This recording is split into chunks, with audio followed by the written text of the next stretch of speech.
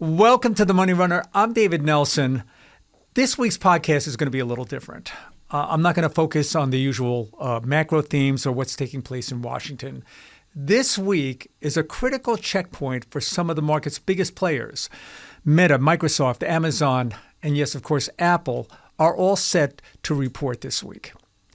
While all the usual fanfare surrounds revenue and earnings beats, what's really on the line is something much deeper: AI credibility.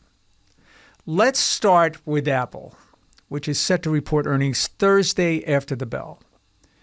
Expectations modest. Consensus is calling for EPS of $142 to $143 per share on revenue of about $89 billion. That's just about 4% growth year over year. Decent, but hardly the kind of firepower you'd expect from a $3 trillion giant. In reality, the top and bottom line may not matter all that much this quarter. What analysts and investors want to hear is, what is the playbook for AI, and are you going to compete or just watch from the sidelines? The world has been waiting for an iPhone upgrade cycle, and AI was going to be the catalyst. Now, I think this quarter iPhone sales may get something of a boost as analysts expect some pull forward by consumers who wanted to avoid tariffs. Let's see how the margins hold up. Now, Apple has made some noise around Apple Intelligence, and yes, they plan to embed it into iOS with their own silicon, but no one really knows what that will look like. We've entered an era where companies are monetizing AI. They're not just talking about it anymore. Apple can't continue to just rely on their very profitable services and App Store to carry them through. They need to articulate a clear roadmap. No more vague promises. Many analysts believe Apple is 1 or 2 years behind already. And finally, CapEx guidance. If Apple is serious about building out AI infrastructure, how much are they willing to commit? And if they aren't going to build it, are they going to buy it? We're about to find out.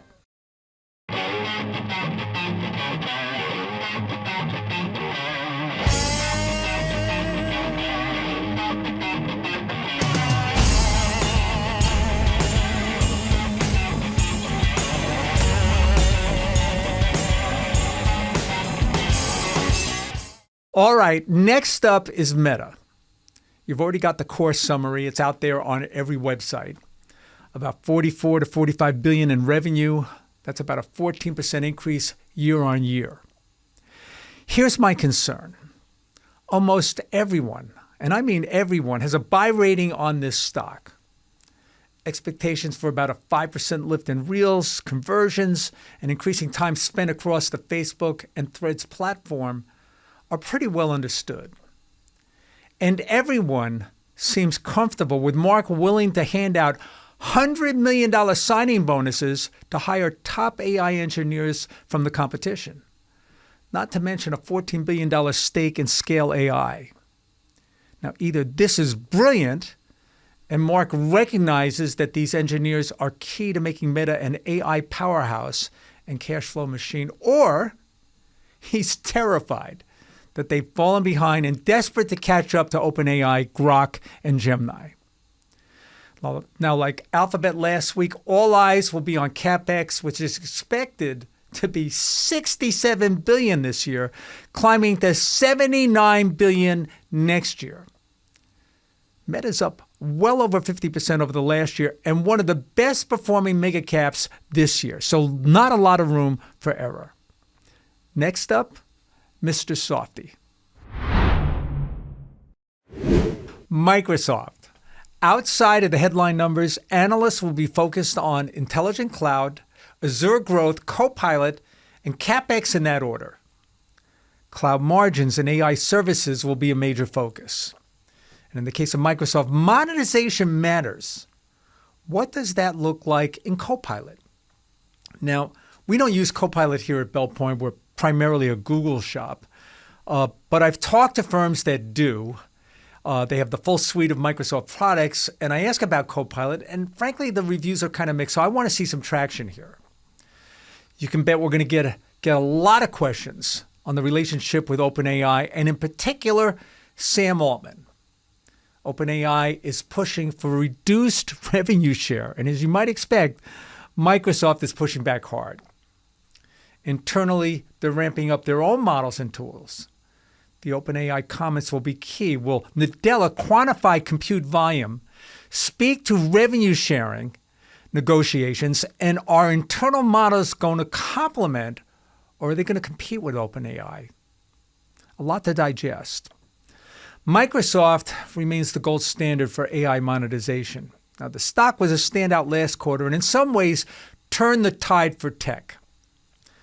Last up is Amazon, and how does the house that Jeff Bezos built look under the leadership of Andy Jassy?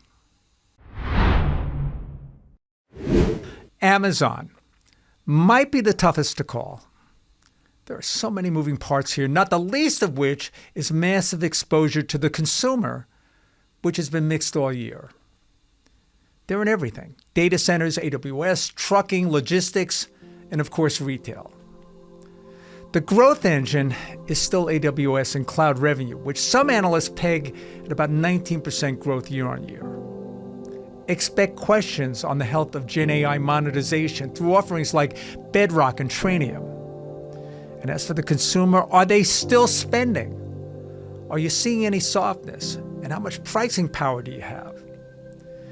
And also, now that we have a tariff deal with Europe, what are margins going to look like?